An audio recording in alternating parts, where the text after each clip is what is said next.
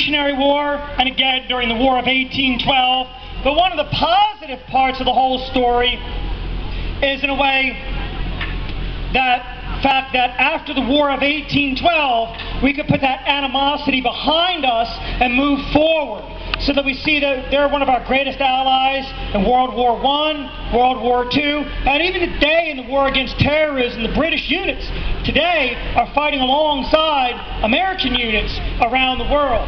That's one of the more positive elements that comes from all of this.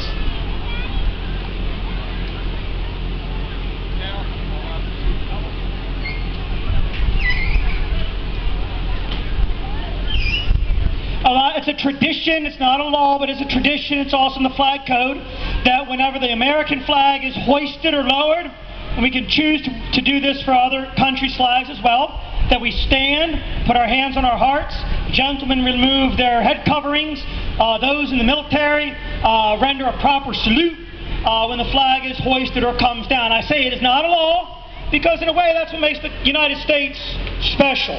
If you choose to sit down and do nothing, no one will arrest you, no one will force you, and you will not go to jail for it. In a way, that's what freedom is all about.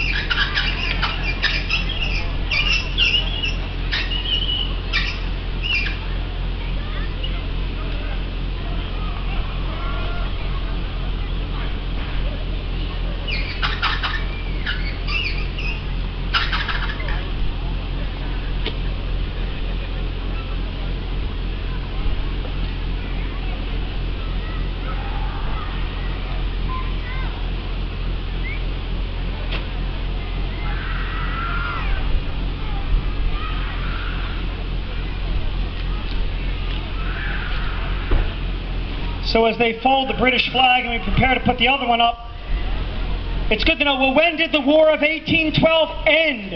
It ended on 16th of February, 1815.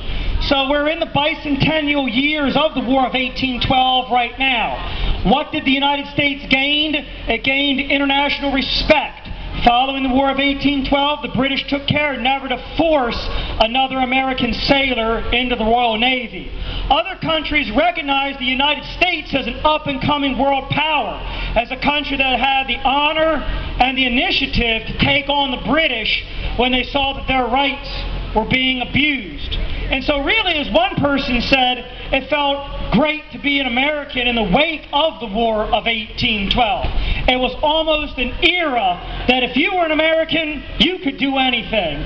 So when word came out to build a canal that went hundreds of miles, linking Erie, New York, no problem. When people said they could expand all the way across the Missouri River, that might sound impossible.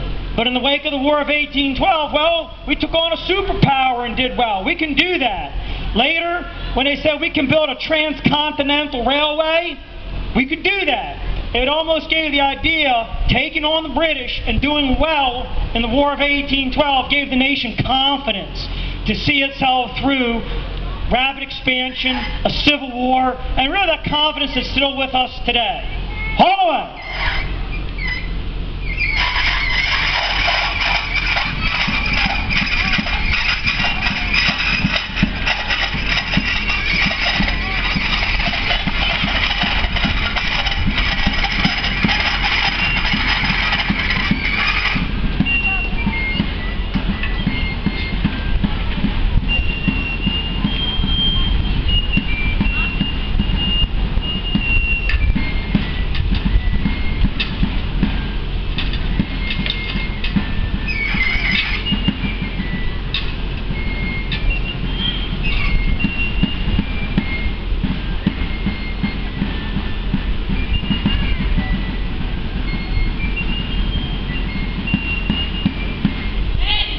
And ladies and gentlemen, Steve Lampredi will now sing the fourth verse.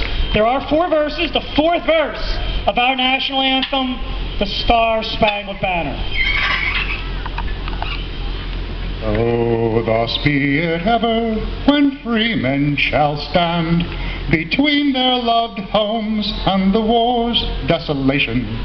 Blessed with victory and peace, may the heaven-rescued land praise the power that hath made and preserved us a nation. Then conquer we must, when our cause it is just, and this be our motto, in God is our trust.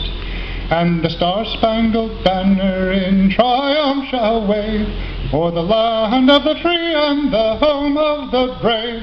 And the Star-Spangled Banner in triumph shall wave o'er the land of the free and the home of the brave.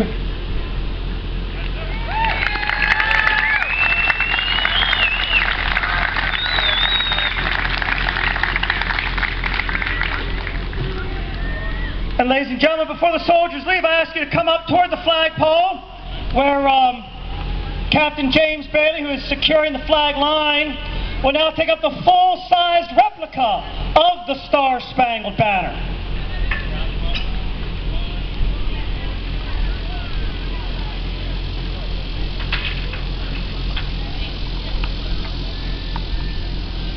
So come on up.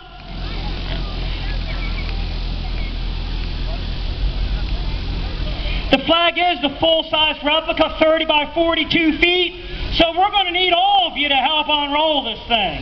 But I mean, how cool is it to honor the Battle of North Point and the defenders of Baltimore and Fort McHenry by unrolling the full-size replica of the Star-Spangled Banner?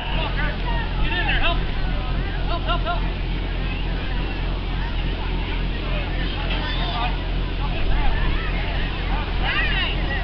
Okay, stop right there! Okay.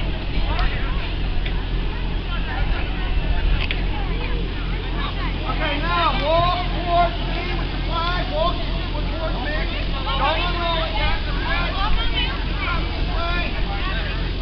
This is what we call hands-on history. Okay, stop right there. Let's make sure this is right side up now. I want you guys to walk that way. Walk this way. We're going to spin it 90 degrees. Don't unroll. Don't unroll. You guys are ready.